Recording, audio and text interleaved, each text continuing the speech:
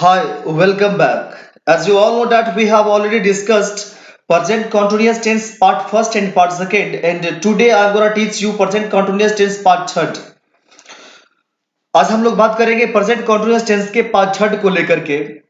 आप लोग पहले भी पार्ट फर्स्ट और पार्ट सेकंड को देख चुके हैं। जो लोग नहीं देखे पार्ट फर्स्ट पार्ट सेकंड सबसे पहले उन्हें देख लेंगे, क्योंकि इसका स्ट्रक्चर जो है उसका एग्जाम्पल जो है वो हम पार्ट फर्स्ट में बताए थे। फिर सेकंड जो पार्ट बना था इसका, उसमें हमने होमवर्क को डील किया था, जिसमें कई सारे सेंटेंस को डिस्कस किए थे जो रिलेटेड थे किस चीज से, तो प्रेजेंट कॉन्टिन्यूअस टेंस से। और आज हम लोग बात करेंगे इसके एडवांस लेवल जो है प्रेजेंट कॉन्टिन्यूअस टेंस का, उसके बारे में। तो फर्स्ट पॉइंट है आपका, it is used to express continuous action of present time. इसका प्रयोग किया जाता है व्यक्त करने के लिए कॉन्टिन्यूअस एक्शन को। कॉन्टिन्यूअस एक्शन किसे बोलते हैं आप? जो काम जारी होता है उसे बोलते हैं आप continuous action of present time, वर्तमान समय की। तो इसका एग्जांपल देखेंगे आप, she is getting fatter and fatter day by day. यहाँ पे गेट वर्ड मिला, यहाँ पे बिकम वर्ड दिया गया है, और एक वर्ड होता है आपका ग्रो, GROW, ग्रो। इस सब के बाद आप याद रखेंगे कि डिग्री का यदि यूज करना हो तो यहाँ पे कंपैरेटिव डिग्री का यूज किया जाता है। कंपैरेटिव डिग्री मींस क्या होता है? जैसे फैट, तो फैट का कंपैरेटिव क्या बनेगा? फैटर। जैसे हैंडसम है तो इसका कंपैरेटिव बनाते वक्त इसके पहले आप मोर लगा देते हैं। She is getting fatter and fatter day by day, तो वह दिन व दिन, डे बाय डे मीन्स दिन व दिन, मोटी से मोटी, वह दिन व दिन मोटी से मोटी होती जा रही है या हो रही है। He is becoming more and more handsome day by day, वह दिन व दिन ज्यादा से ज्यादा, मोर एंड मोर मीन्स ज्यादा से ज्यादा, हैंडसम मीन्स सुंदर, हो रहा है, बिकम हो रहा है। इसके सेकेंड पॉइंट को आप देखेंगे कि आखिर कौन कौन सा ऐसा वर्ड है जिसके साथ हम यूज करते हैं प्रेजेंट कंटिन्यूअस टेंस का। तो आप हमेशा दिमाग में रखेंगे कि नाउ, नाउ मीन्स अब, दिस टाइम इस समय, प्रेजेंट टाइम वर्तमान समय, एट दिस टाइम इस समय पर, एट दिस मोमेंट इस क्षण पर, दिस डेज इन दिनों, डेज डेज इन दिनों, नाउ डेज आजकल, करेंटली जो भी हाल फिलहाल में हो रहा है, करेंटली, एक्सेट्रा, और भी कुछ वर्ड हो सकता है। इसके साथ आप यूज करते हैं प्रेजेंट कंटिन्यूअस टेंस का। जैसे इसका एग्जांपल है कि this days I am teaching English, इन दिनों मैं, इन दिनों मैं अंग्रेजी पढ़ा रहा हूं। तो दिस डेज ये दिखा रहा है कंटिन्यूअस एक्शन को। ये काम, जितने भी वर्ड है ये सारे के सारे वर्ड दिखाता है कि काम जो है सो प्रोग्रेस पर है। अब आपके एग्जाम में कैसे क्वेश्चन पूछे जाते हैं? जैसे choose the correct verb forms, चुने करेक्ट वर्ब फॉर्म्स को। तो इसका क्वेश्चन है कि नाउ डेज, आजकल, ही डैश म्यूजिक। तो आपका पहला ऑप्शन है लर्न, फर्स्ट ऑप्शन है आपका लर्न। तो लग रहा है क्या आपका सही होगा? नहीं, बिल्कुल सही नहीं होने वाला है। क्यों? क्योंकि ये V1 है, और V1 और V5 का यूज करते हैं आप सिंपल प्रेजेंट टेंस में। तो लर्न यहाँ पे ऑप्शन गलत है। ऐसे भी ही के साथ लर्न तो आएगा नहीं। इस ही के साथ सिंपल प्रेजेंट टेंस में भी V5 का यूज होता है, और V5 कब बनता है? S या ES लगाने से। तो ये ऑप्शन तो कट रहा है, लेकिन बी ऑप्शन पे यदि गौर करेंगे आप तो लर्न्स, ही लर्न्स म्यूजिक सही है, लेकिन नाउ डेज जो वर्ड यहाँ पे आया है वो ये दिखा रहा है कि काम कब की है? प्रेजेंट कंटिन्यूअस टेंस की। तो प्रेजेंट कंटिन्यूअस टेंस का, प्रेजेंट कंटिन्यूअस टेंस में जो मेन वर्ब यूज करते हैं V4 का यूज करते हैं, इसलिए लर्न्स भी यहाँ पर नहीं होगा। लर्निंग, लर्निंग ऑप्शन आपको लगता होगा V4 है और सही हो जाएगा। क्यों? क्योंकि यहाँ पे नाउ डेज वर्ड है और यहाँ पे लर्निंग है, तो सही होना चाहिए, बट फिर भी ये गलत है। क्यों? क्योंकि V4 का जैसे ही आप यूज करते हैं उसके पहले कोई ना कोई हेल्पिंग वर्ब होना चाहिए। यहाँ पे कोई हेल्पिंग वर्ब ऑलरेडी तो दिया हुआ नहीं है, इसलिए भी ऑप्शन कट रहा है। यहाँ पे इज लर्निंग है, ही के साथ इज का ही यूज करते हैं आप। तो ही इज लर्निंग म्यूजिक, वह संगीत सीख रहा है। आजकल वह संगीत सीख रहा है, तो इज लर्निंग यहाँ पर सही ऑप्शन बनेगा। चलिए, एक क्वेश्चन है आपका, बैंक में पूछा हुआ क्वेश्चन है, बैंकिंग का क्वेश्चन कि I have been working in that organisation. मैं उस संगठन में, मैं उस संगठन में काम कर रहा हूं कितने वर्षों से? फॉर 5 years, 5 वर्षों से। बट नाउ, लेकिन अब, I work for a different company, लेकिन अब जो है सो मैं अलग कंपनी के लिए, अलग कंपनी के लिए काम कर रहा हूं। तो आपके मन में ये आता होगा करता हूं, ऐसा नहीं होगा। क्यों? क्योंकि नाउ वर्ड जो यहाँ पे यूज किया गया है, ये वर्ड डिनोट करता है नाउ वर्ड की, इसके साथ प्रेजेंट कंटिन्यूअस टेंस का यूज किया जाएगा।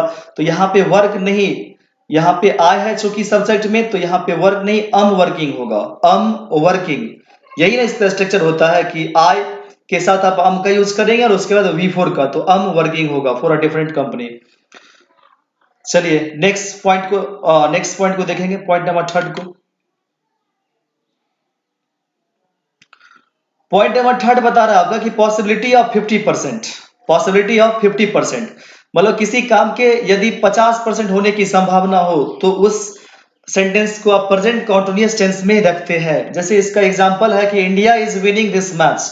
अब जैसे ही कोई मैच हो रहा है वहां पे पॉसिबिलिटी जो बनता है सो 50% का बनता है। कोई भी गेम जीतने या हारने की जो पॉसिबिलिटी बनती है वो 50% की बनती है। तो India is winning this match, Bharat यह मैच जीत रहा है या जीत जाएगा, ऐसा ही यदि बोल रहे हैं आप कि भारत यह मैच जीत जाएगा तो India is winning this match. Fourth point है आपका those plans of the future that have already been built but are not overly effective.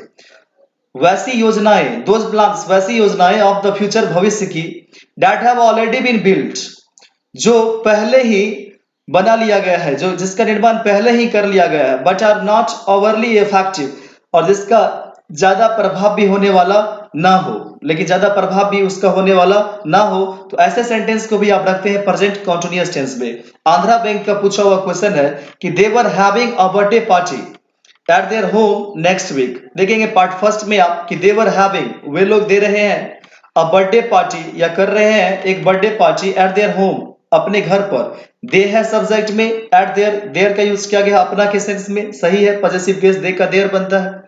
तो पार्ट फर्स्ट भी आपका सही है, पार्ट सेकंड भी सही है, पार्ट थर्ड भी सही है। लेकिन ये जो यहाँ पे नेक्स्ट वीक चलाया है तो ये दिखा रहा है फ्यूचर का प्लान है ना, नेक्स्ट वीक है। तो जैसे ही नेक्स्ट वीक, अब मैं आपसे बोलूं कि मैं आपसे अगले सप्ताह मिल रहा था, कि मिल रहा हूं, I am meeting you next week, I am meeting you next week, ये नहीं कि I was meeting you next week, ऐसा आप नहीं बोल सकते हैं। तो यहाँ पे वर नहीं, यहाँ पे क्या होगा, आर का यूज किया जाएगा। They are having a birthday party at their home next week. समझ में आ चुका होगा, तो यहाँ पे वर का यूज नहीं, यहाँ पे होगा आर का use.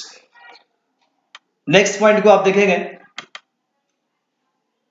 Point number 5, if look, watch, see, listen are used with the sense of imperative, in that situation the sentence will follow present continuous। यदि look, watch, see, listen का प्रयोग किया जाता है, यूज्ड प्रयोग किया गया हो या प्रयोग किया जाता हो with the sense of imperative, imperative के सेंस में। इंपरेटिव सेंटेंस के बारे में आपको पता होगा, जैसे किसी को आप कुछ आदेश देते हैं, कुछ रिक्वेस्ट करते हैं, तो इस सब को आप बोलते हैं इंपरेटिव। इन दैट सिचुएशन, उस स्थिति में the sentence will follow present continuous, sentence follow करेगा, मतलब सेंटेंस रहेगा किस टेंस में, प्रेजेंट कॉन्टिन्यूअस टेंस में। जैसे आपका लुक, लुक मीन्स देखो, इंपरेटिव आ गया, आदेशात्मक वाक्य आ गया कि लुक देखो, दे आर लाफिंग, वे लोग हंस रहे हैं। लिसन सुनो, ही इज स्पीकिंग समथिंग, सुनो वह कुछ कह रहा है, स्पीकिंग कहना, स्पीक मीन्स कहना, और चूंकि आईएनजी है तो काम क्या है, स्टार्ट है, सुनो वह कुछ कह रहा है। अब आपके एग्जाम में कैसे क्वेश्चन आता है, choose the correct verb forms. ये मोस्ट ऑफ द जो आपके क्वेश्चन होता है एग्जाम में वो यही होता है, choose the correct verb forms या फिर चूज द करेक्ट सेंटेंस। तो आपको देखेंगे ये पूछा हुआ क्वेश्चन है ऐसे आपका, और आई थिंक 2018 में ये क्वेश्चन पूछा गया था। Listen Radha dash the sitar, सुनो राधा सितार डैश, यहाँ पे प्ले वर्ड है, बजा रही है। प्ले मीन्स हम आपको पहले ही बताए थे कि प्ले मीन्स खेलना, प्ले मीन्स बजाना, प्ले मीन्स निभाना। जैसे किसी यहाँ पर जैसे यूज किया गया राधा डैश द सितार, तो प्ले वर्ड आएगा यहाँ पे, राधा सितार बजा रही है।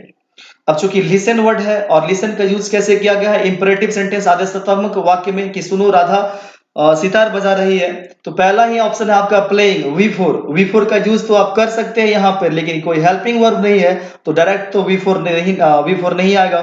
Will play, Radha will play the sitar, सुनो राधा सितार बजाएगी, ऐसा सेंटेंस सही हो सकता है। लेकिन लिसन वर्ड जो है, इन सारे वर्ड का यूज करते हैं आप कब करते हैं, जैसे ये इंपरेटिव दे दिया है तो आप प्रेजेंट कंटीन्यूअस टेंस को फॉलो करेंगे। तो इज प्ले, सी ऑप्शन में दिया है, तो विल प्ले आपका गलत था।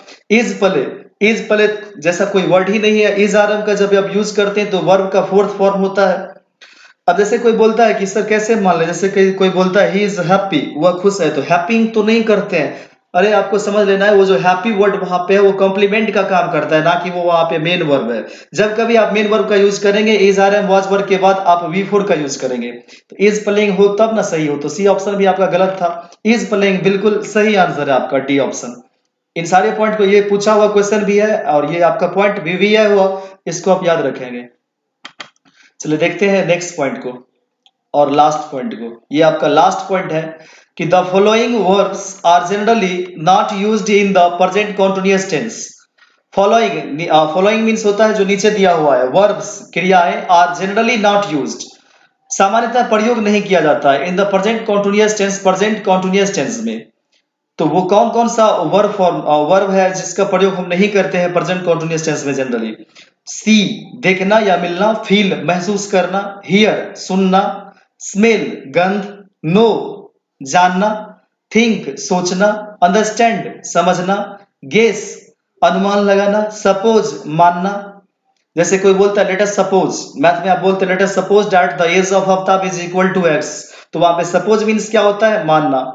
होप आशा करना, प्रीफर पसंद करना, लाइक मींस भी होता है पसंद करना, प्रीफर मींस भी पसंद करना, लेकिन लाइक जैसे कैसे? तो आई लाइक यू, मैं आपको पसंद करता हूं।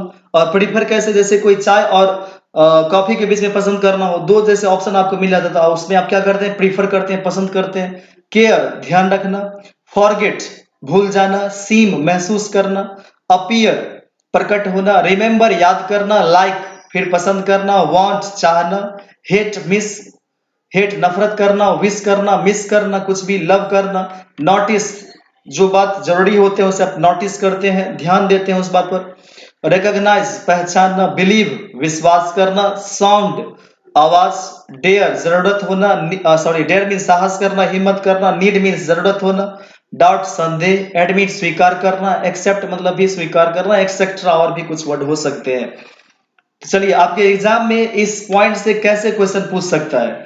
चूज द करेक्ट सेंटेंस, सही वाक्य को चुने। पहला ऑप्शन है आपका आई एम नोइंग हर, मैं उसे जान रहा हूं। यदि आपका मतलब इन सारे वर्ड का यूज यदि आप प्रेजेंट कंटीन्यूअस टेंस में नहीं करते हैं, इन सारे वर्ड का यूज यदि आप प्रेजेंट कंटीन्यूअस टेंस में नहीं करते हैं, फिर भी यदि आपको अर्थ वही निकालना हो, जैसे मैं तुम्हारे बारे में सोच रहा था, सॉरी मैं तुम्हारे बारे में सोच रहा हूं, मैं तुम्हारे बारे में सोच रहा हूं, ये नहीं कि आप बोलेंगे I am thinking about you, क्योंकि थिंक वर्ड का यूज आप नहीं कर सकते हैं प्रेजेंट कंटीन्यूअस में, तो आप क्या बोलेंगे उस वक्त? I think about you. तो प्रेजेंट कंटीन्यूअस टेंस में ना यूज करके आप सिंपल प्रेजेंट टेंस में यूज करेंगे और अर्थ वही निकलेगा जो आप निकालना चाहते हैं। तो आई एम नोइंग हर, मैं उसे जान रहा हूं, सेंटेंस नो के साथ आईएनजी तो आप नहीं लगा सकते है ना, तो सेंटेंस आपका यहाँ पे गलत हो रहा है। अब आपके मन में ये आया अगर कि आई एम नो हर, मैं उसे जान रहा हूं, चलो आईएनजी तो नहीं लगाए तो सही हो जाएगा। ऐसा भी नहीं होगा क्योंकि इज आरएम के बाद हमको V4 चाहिए, दोनों तरफ से फंस रहे हैं। तो हमने अभी आपको बताया कि ये सेंटेंस चला जाएगा आपका किसमें? सिंपल प्रेजेंट टेंस में, subject plus V1 plus object. तो I know her, I know हर, मैं उसे जान रहा हूं या जानता हूं, जो कुछ भी, सी ऑप्शन आपका सही होगा।